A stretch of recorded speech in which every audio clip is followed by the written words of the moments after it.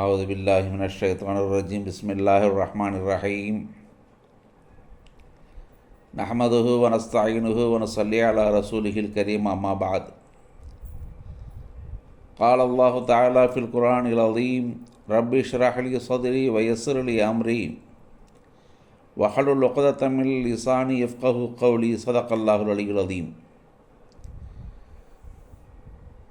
கண்ணியத்திற்குரிய உலமாக்களே, அன்பு சகோதரர்களே, அஸ்ஸலாமு அலைக்கும் வரஹ்மத்துல்லாஹி தஆலா பரகாத்துஹு. தஃப்சீர் அஷ்-ஷஅராவி சூரா யாசீன் வசனம் 59 நாம் பார்க்க போகின்றோம். இதற்கு முந்தைய வசனங்களில் சொர்க்கத்தில் அவர்கள் ஜோடியாக இருப்பது குறித்தும் தங்கள் துணைவியரோடு அவர்கள் இருப்பதை குறித்தும் அவர்களின் மற்றற்ற மகிழ்ச்சியோடு அவர்கள் வாழ்வதை குறித்தும் இன்னும் அவர்களுக்கு அல்லாஹ்வின் புறத்திலிருந்து கிடைக்கின்ற சலாம் என்பதை குறித்தும் தெளிவான விவரங்களை நாம் பேசி வந்தோம். அதையடுத்து இப்போது அல்லாஹ் மூமின்களை குறித்து பேசிவிட்டு அதற்கு நேர் எதிர்நிலையான மூமின்களுக்கு எதிரான காஃபிர்கள், முஷ்ரிக்கீன்கள், இன்னும் அவர்கள் சார்ந்த அவர்கள் செய்த செயல்களின் காரணமாக அவர்களுக்கு கிடைக்கின்ற தண்டனைகள், குற்றங்கள், அவர்கள் குற்றவாளிகளாக நின்று கொண்டிருக்கும் அந்த காட்சிகள் போன்றவற்றை அல்லாஹ் அடுத்து பேசுகின்றான். மேலும் இந்த குற்றங்களுக்கெல்லாம் காரணமான ஷைத்தானை குறித்தும் அல்லாஹ் பேசுகின்றான். இந்த வசனத்தில் அல்லாஹ் கூறுகின்றான், வம்தாசுல் யௌம ஐயுஹல் முஜ்ரிமூன். தஃப்சீர் வசனம் 59. அல்லாஹ் கூறுகின்றான், வம்தாசுல் யௌம ஐயுஹல் முஜ்ரிமூன். குற்றவாளிகளே, இன்றைய நாளில் நீங்கள் தனியே பிரிந்து நின்று விடுங்கள் என்று அல்லாஹ் சொல்லுகின்றான். வம்தாசு, பிரிந்து விடுங்கள். அதாவது குற்றவாளிகளே, நீங்கள் மூமின்களை விட்டும் நகர்ந்து தனியே பிரிந்து நில்லுங்கள், இன்னும் அவர்களை விட்டும் தூரமாக போய் நில்லுங்கள். குற்றவாளிகளான நீங்கள் ஒரே பக்கமாக ஒதுங்கி ஒன்றாக கூடி நில்லுங்கள். அப்படியெல்லாம் செய்து கொண்டு அதோ மூமின்கள் சொர்க்கத்தில் நுழைவதை பாருங்கள். அப்படியே பார்த்த வண்ணம் நீங்கள் அதே இடத்தில் இருந்தவாறு உங்களுக்கு ஏற்பட்டுள்ள பேரிழப்பை எண்ணி அதிகம் அதிகம் வரிந்து கொண்டே நில்லுங்கள் என்று குற்றவாளிகளிடம் கூறப்படும். இது அல்லாஹ்வின் ஏற்பாடு. மூமின்களையும் காஃபிர்களையும் தனித்தனியாக பிரித்து அவர்களில் ஒவ்வொருவரிடமும் யார் அவர் என்பதை கண்டறிய அல்லாஹ் விதித்த ஹிக்மத் இதுவாகும். அப்படி ஒரு நிலை ஹுதைபியா உடன்படிக்கையின் போதும் ஏற்பட்டது. முஸ்லிம்கள் மக்கா நகரை அண்மித்து நின்று கொண்டிருந்த நிலையில் முஸ்லிம்கள் யாவரும் மக்கா நகருக்குள் நுழையக்கூடாது என தடுக்கப்பட்டனர். இது முஸ்லிம்களை பெரிதும் வருத்தத்திற்குள்ளாக்கியது. பெரும் சஹாபாக்களான உமர் இப்னு கத்தாப் ரலியல்லாஹு அன்ஹு அவர்களே கூட ரசூல் ஸல்லல்லாஹு அலைஹி வஸல்லம் அவர்களை பார்த்து, நமது தீனுடைய விஷயத்தில் இந்த அற்பர்களின் கூற்றை நாம் ஏன் ஒப்புக்கொள்ள வேண்டும் என சீற்றத்தோடு கேட்டனர்.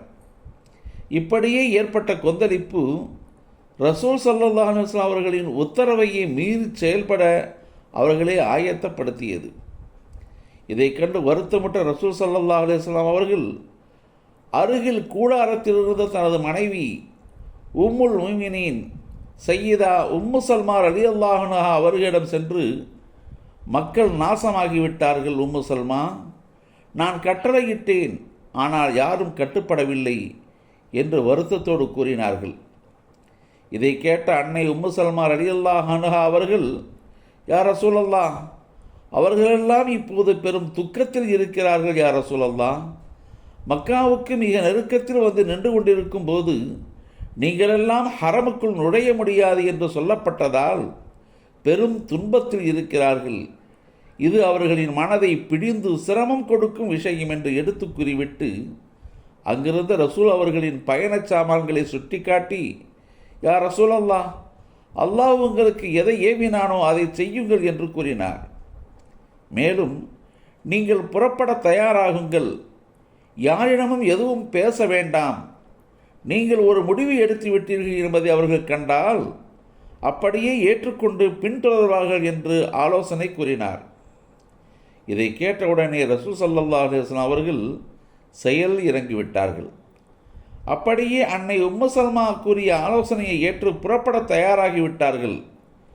இதை பார்த்த சஹாபாக்கள் எதுவும் பேசாமல் அப்படியே ரசூல் ஸல்லல்லாஹு அலைஹி வஸல்லம் அவர்களை பின்தொடர்ந்து புறப்பட்டு விட்டார்கள். பிரச்சனை அத்தோடு அங்கேயே முடிந்து போனது. இப்படி ஒரு வழியாக எல்லோரும் ரசூல் ஸல்லல்லாஹு அலைஹி வஸல்லம் அவர்களை பின்தொடர்ந்து மதீனாவுக்கு புறப்பட்டனர் என்ற போதும் அவர்கள் மதீனா சென்றடைவதற்கு முன்பே அல்லாஹ் இந்நிகழ்வில் உள்ள இப்படி ஒரு நிகழ்வு ஏற்பட என்ன காரணமோ அந்த ஹிக்மத்தை அவர்களுக்கு வெளிப்படுத்தி விட்டான். ஹுதைபியா உடன்படிக்கை ஏற்பட்டதற்கு காரணம் என்ன என்பதையும் அதிலிருந்த நிபந்தனைகளை ரசூல் ஸல்லல்லாஹு அலைஹி வஸல்லம் அவர்கள் ஏற்றுக்கொண்ட காரணம் என்ன என்பதையும் அல்லாஹ் அவர்களுக்கு தெளிவுபடுத்தி விட்டான். முதலில் இந்த உடன்படிக்கைக்கு காரணம் யாதெனில், அங்கே மக்காவில் காஃபிர்களோடு சேர்ந்து வாழும் மூமின்கள் நிறைய பேர் இருந்தார்கள். அதனால் அந்த மூமின்கள் தமது ஈமானை பகிரங்கமாக வெளியில் சொல்ல முடியாமல் மறைமுகமாக ஏற்றுக்கொண்டிருந்தனர். அவர்கள் யார் என்பது யாருக்கும் தெரியாது. இந்நிலையில் முஸ்லிம்கள் அங்கே நுழைந்து இரு தரப்புக்கும் ஏதாவது அசம்பாவிதம் ஏற்பட்டால் அங்கே ஈமானை மறைத்து கொண்டு வாழும் முஸ்லிம்களுக்கு அது பெரும் பிரச்சனையாகவும் துன்பமாகவும் ஆகிவிடும்.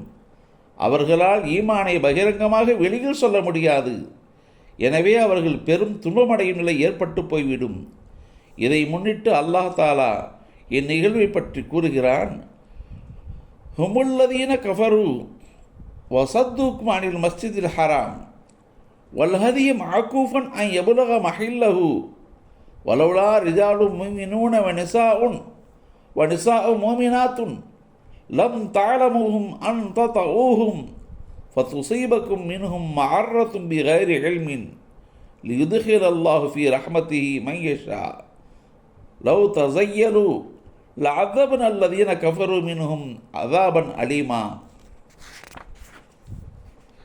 அவர்கள்தான் இறைவனை மறுத்து உங்களையும் பலிப்பிராணிகளையும் மஸ்ஜிதுல் ஹராமிற்கு செல்ல விடாமல் அவற்றிற்குரிய இடங்களை சென்றடைய விடாமல் தடுத்தவர்களாகும். நீங்கள் அறிந்திருக்காத முஃமின்களான ஆண்களும் பெண்களும் அந்த மக்கா நகரில் இல்லாதிருந்தால், மேலும் அத்தகையவர்களை நீங்கள் அறியாத நிலையில் நசுக்கிவிடக்கூடும் என்ற அபாய நிலை இல்லாதிருந்தால் அவர்களை எதிர்த்து போர் செய்வதை தடுத்திருக்க மாட்டோம். மேலும் அல்லாஹ் நாடியவர்களை தன் கருணைக்குள் நுழைவிப்பதற்காக வேண்டியும் நாம் போரை நிறுத்தினோம். மக்காவில் இருந்த அந்த முஃமின்கள் மட்டும் விலகி நின்றிருப்பார்களேயானால் மக்கா வாசிகளில் எவர்கள் காஃபிராக இருந்தார்களோ அவர்களுக்கு நாம் துன்பம் தரும் வேதனையை கொடுத்திருப்போம். 48:25 என்ற வசனத்தில் அல்லாஹ் இதை சொல்லுகின்றான். இந்த வசனத்தில் கூறப்பட்ட லவ் தஸய்யலு என்ற சொல், அதாவது முஃமின்கள் காவிர்களை விட்டும் பிரிந்து தனியாக இருந்திருந்தால் என்று கூறுகிறது. இதையே நாம் பேசி வரும் வசனம் வம்தாசுல் யௌம ஐயுகல் முஜ்ரிமூன், குற்றவாளிகளே இன்றைய தினம் நீங்கள் தனியாக பிரிந்து நில்லுங்கள் என்று கூறுகிறது. அதாவது நீங்கள் யார் என்பதை எல்லோரும் தெரிந்து கொள்ளும் வகையில் நீங்கள் குற்றவாளிகள் என்பதற்குரிய அடையாளத்துடன் எப்போதும் நீங்கள் தனியே பிரிந்து நிற்க வேண்டும் என்றும், நீங்கள் அப்படி நிற்பதை நீங்கள் யார் என்பதை உலகிற்கு காட்டிவிடும், எல்லோருக்கும் காட்டிவிடும், எல்லோரையும் உணர்ந்து கொள்ள செய்துவிடும் என்றும் இதில் உள்ள ஹிக்மத் சொல்லுகிறது. மேலும் உங்களுக்கு அங்கே தனியே ஒரு அடையாளமும் ஏற்படுத்தப்பட போகிறது. தனியாக நிற்பது மட்டுமல்ல, தனியே ஒரு அடையாளமும் ஏற்படுத்தப்பட போகிறது. இந்த அடையாளம் உங்களை பார்த்தாலே கோபம் கொப்பளிக்கும் வகையில் இருக்கும். மேலும் அவர்களின் முகம் கருத்து போய் இருக்கும். இந்த அடையாளங்களோடு தான் அவர்கள் அங்கே தனியே பிரிந்து நிற்பார்கள். இந்நிலையை விட்டும் அல்லாஹ் நம்மை பாதுகாப்பானாக. அல்லாஹும் அதற்கேற்றவாறு முஃமின்களை குறித்து தாரிஃபுஹும் பிசீமாகும், அவர்களின் அடையாளங்களை கொண்டு அறியப்படுவார்கள் என்று அல்லாஹ் கூறுகின்றான். 2:273. அடுத்த வசனத்தில் அல்லாஹ் கூறுகின்றான், சூரா யாசினின் வசனம் 60, அலம் ஆகது இலைக்கும் யாபனி ஆதம் அல்லா தாபுது ஷைத்தான இன்னகுலக்கும் அதுவும் முபீன். ஆதமின் மக்களே, உங்களுடன் நான் உடன்படிக்கை செய்திருக்கவில்லையா? அதில் நீங்கள் ஷைத்தானை வணங்கக்கூடாது என்றும் அவன் உங்களுக்கு தெளிவான விரோதி என்றும் நாம் அறிவுறுத்தி இருக்கவில்லையா என்று சொல்கின்றான். ஒருவர் இப்படி கேட்கிறார் என்பது போல் இருக்கிறது. என்ன, காவிர்கள் இந்த வேதனைகள் அனைத்திற்கும் அல்லாஹ்விடமிருந்துள்ள கோபத்திற்கும் அவர்கள் தகுதி பெற்றிருக்கவில்லையா? இந்த காவிர்கள் இந்த வேதனைகள் அனைத்திற்கும் அல்லாஹ்விடமிருந்துள்ள கோபத்திற்கும் அவர்கள் தகுதி பெற்றிருக்கிறார்களா இல்லையா என்று கேட்பது போல் இருக்கிறது. இதற்கு அல்லாஹும் பதில் சொல்வது போல்தான் இந்த வசனம் அமைகிறது. ஆமாம், அவர்கள் தகுதி பெற்றிருக்கிறார்கள் தான். ஏனெனில் அல்லாஹ் அவர்களுக்கு விழிப்புணர்வு செய்தான், எச்சரித்தான். ஆனால் அவர்கள் அவை எதற்குமே பதில் தரவே இல்லை. அதை முன்னிட்டு அல்லாஹ் இந்த வசனத்தில் இப்படி தனது உடன்படிக்கையை நினைவூட்டி பேசுகின்றான். அல்லாஹு தாலா உங்களை ஏமாந்து போக விட்டுவிடவில்லை, மறதியில் மூழ்கி கிடக்கவும் விட்டுவிடவில்லை. அவனே உங்களுக்கு நினைவூட்டி விழிப்புணர்வு செய்கிறான். ஷைத்தானின் நுழைவாயில்களையும் அவனது தந்திர மந்திர மாய வலைகளையும் உங்களுக்கு வெளிப்படுத்தி காண்பிக்கிறான். ஏனெனில் இந்த ஷைத்தான் ஏற்கனவே அல்லாஹுவுக்கு முன்னின்று சபதம் செய்து முஸ்லிம்களின் எந்தெந்த வழிகளில் நுழைவேன் என்று கூறியிருக்கிறான். இப்போது அதைத்தான் அல்லாஹ் இங்கே எச்சரிக்கிறான். மேலும் அவன் நம் மீது கொண்டுள்ள பகைமைகளை விவரிக்கிறான். அந்த பகைமை ஏற்கனவே அல்லாஹ் ஷைத்தானிடம் ஆதமுக்கு சஜ்தா செய் என்று சொன்னபோது மறுத்து நின்றானே, அங்கே ஏற்பட்ட பழைய பகை அதுவாகும். சஜ்தா செய்ய மறுத்ததோடு மட்டும் அவன் நிறுத்தி கொள்ளவில்லை. அதன் பின்னும் அவன் ஆதமை ஏமாற்றினான், அவரை பழிதீர்க்கவும் நாடினான். அவருக்கு பின் அவரின் சந்ததிகளையும் பழிதீர்க்க விரும்பினான். எனினும் இதையெல்லாம் செய்ய வேண்டுமென்று படைத்தவனான ரப்புக்கு முன் நின்று கொண்டே சத்தியமிட்டு சபதம் செய்தான். இதையெல்லாம் நான் செய்வேன் என்று அல்லாஹ்விற்கு முன் நின்று அவன் சபதமிட்டு சொன்னான். இறைவா, உன் கண்ணியத்தின் மீது சத்தியமாக நான் அவர்கள் அனைவரையும் வழிகெடுத்து விடுவேன். 38:83 என்று கூறினான். அப்படி கூறும்போதே எதிரில் இருக்கும் மேலான ரப்புடைய ஆற்றலை அவன் நினைவு கூர்ந்தவனாக சற்றே அப்படி பம்மிக்கொண்டு பின்வாங்கி சொல்லுகின்றான், இல்லா இபாதக மின்ஹுமுல் முஹ்லசீன், எனினும் அவர்களில் உள்ள களப்பற்ற உன் அடியார்களை தவிர என்றும் அவன் கூறினான். தயக்கத்தோடு பம்மி நின்றான். அல்லாஹ்விற்கு முன் இருக்கிறோம், அவனிடத்தினால் சவால் விட்டு பேசுவதா என்று அவனுக்கே ஒரு அச்சம் தோன்றிய நிலையில் இல்லா இபாதக மின்ஹுமுல் முஹ்லசீன் என்ற வார்த்தையை அடுத்து அவன் சொன்னான். இந்த நல்லடியார்களிடம் எனக்கு எந்த வேலையும் இல்லை. ஷைத்தான் சொல்லுகின்றான், இந்த நல்லடியார்களிடம் எனக்கு எந்த வேலையும் இல்லை, அவர்களிடம் நான் நுழைய எந்த வழியும் இல்லை என்றும் அவன் கூறினான். அதாவது அவன் அல்லாஹ்விடம் என்ன கூற வருகிறான் என்றால், இறைவனே, எனக்கும் உனக்கும் பகை ஏதுமில்லை, எனது பிரச்சனையும் பகையும் ஆதத்தோடுதான் என்கிறான். மேலும் அவன் சத்தியம் செய்த விதத்தை பாருங்கள். அவன் எந்த சக்தியை கண்டு அச்சம் கொண்டிருக்கிறானோ அந்த தன்மை மீது சத்தியம் செய்கின்றான். உதாரணமாக, ஃபிரௌன் கொண்டு வந்த சூனியக்காரர்கள் அவனுக்கு முன் நின்றபோது அவனது அதிகாரத்தை அஞ்சியவர்களாக அவனிடம் கூறுகின்றனர், பிஇஸ்ஸத்தி ஃபிரௌன இன்னா லனஹனுல் காலிபூன், ஃபிரௌனின் அதிகாரத்தின் மீது சத்தியமாக நிச்சயம் நாமே வெற்றி பெறுபவர்களாகும் என்று அவர் கூறினார்கள். 26:44. ஷைத்தானும் இந்த இடத்தில் எப்படி சத்தியம் செய்ய வேண்டும் என்பதை நன்கு அறிந்தவனாகவே கூறுகிறான். அதற்கேற்ற வார்த்தையை முன்வைத்து சத்தியம் செய்கிறான். உனது கண்ணியத்தின் மீது ஆணை என்றான். அதாவது, இறைவனே, நீ உன் படைப்புகளிடம் தேவையற்றவனாக இருக்கிறாய். விரும்பியவர் ஈமான் கொண்டு ஏற்கலாம், விரும்பியவர் நிராகரித்து மறுக்கலாம் என்று நீ வாய்ப்பளித்திருக்கிறாய். அதுதான் எனக்கு கிடைத்துள்ள வாய்ப்பு. நான் அவர்களிடம் உள்நுழைவதற்கான வாசல் அதுதான். இதில் இறைவனே, நீ யாரை நாடுகிறாயோ அவர்களிடம் நான் செல்ல எனக்கு எந்த ஆற்றலும் இல்லை. அவர்களை நெருங்கக்கூட மாட்டேன். எனக்கு வாய்ப்பளிப்பவர் யாரோ அவர்களிடம் மட்டுமே நான் நுழைவேன் என்று அங்கே கூறுகிறான். அதற்குத்தான் அல்லாஹ் இங்கே கூறுகின்றான், அலம் ஆகது இலைக்கும், நான் உங்களிடம் உடன்படிக்கை செய்யவில்லையா என்று அல்லாஹ் கேட்கிறான். அதாவது நான் உங்களுக்கு கட்டளையிட்டிருக்கவில்லையா என்பது இதற்கு பொருள். இன்னொரு வசனத்தில் கூறும்போது, வலக்கது அஹிதுனா இலா ஆதம மின் கபுல் ஃபனசிய வலம் நஜித் லஹு அஸ்மா, முன்பு நாம் ஆதத்திடம் ஒரு கட்டளை பிறப்பித்திருந்தோம், ஆனால் அவரை அதை மறந்துவிட்டார். அவரிடம் நாம் உறுதிநிலையை காணவில்லை. 20:115 என்று அல்லாஹ் கூறுகிறான். ஆதமின் மக்களே, ஷைத்தானின் சூழ்ச்சிகளை விட்டும் எச்சரிக்கையோடு இருங்கள் என்று நான் உங்களுக்கு ஏவவில்லையா? இன்னும் அவன் உங்களிடம் நுழைவதற்கு வாய்ப்புள்ள வாசல்களையும் ஜன்னல்களையும் கவனித்து விழிப்புணர்வு கொள்ளுங்கள் என்றும் நாம் கட்டளையிடவில்லையா? ஏன் அந்த ஷைத்தானே கூறியுள்ளதை நீங்கள் பார்க்கவில்லையா? லஅக்உதன்ன லஹும் ஸிராத்தக்கல் முஸ்தகீம், அவர்களுக்காக நான் உனது ஸிராத்துல் முஸ்தகீம் என்னும் நேரு வழியில் அமர்ந்து வழிகெடுக்க காத்திருப்பேன் என்று கூறியிருக்கிறானே. 7:16. எனவே நீங்கள் தொழுகைக்கும் நற்செயல்களுக்கும் முயற்சிக்கும் போதெல்லாம் அதை தடுக்கும் எதிரி அவன் குறுக்கிட்டு நிற்பான். அவனை எதிர்கொண்டு வீழ்த்திவிட்டு செல்ல வேண்டும். அதற்காக நீங்கள் தயாராக இருக்க வேண்டும். குறிப்பாக அவனது சபதத்தை நாம் முறியடிக்க வேண்டும்.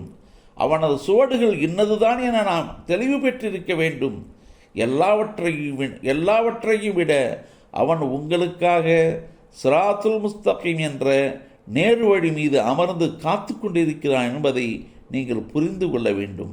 இதற்கும் மேலாக அவனது நுழைவாயில் வழிபாடுகளின் வழியில்தான் இருக்கிறதே தவிர பாவங்கள் நடைபெறும் வழிகளில் இல்லை என்பதை தெளிவாக புரிந்து கொள்ள வேண்டும்.